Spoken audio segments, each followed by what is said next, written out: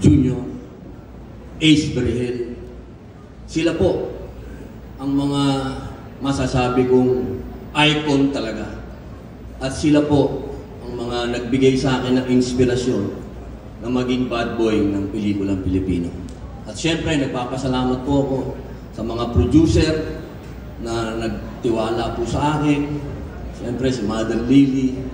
At syempre po, sa pelikula, si Boss Vic Del Rosario. At syempre po, si Deo J. Fajardo Jr., si Betchay Guidanes, at syempre po, ang ABS-CBN, Ma'am Charo, sa GMA, sa lahat po ng pinagtrabahuan ko, sama-sama na po yan, Channel 5, Net 25, lahat po, maraming salamat po sa inyo dahil hanggang sa ngayon, kahit saan man po ako naroon, ang boses ni Bad Boy, kailanman, hindi po mapapatahimik para sa bayan. Maraming salamat po.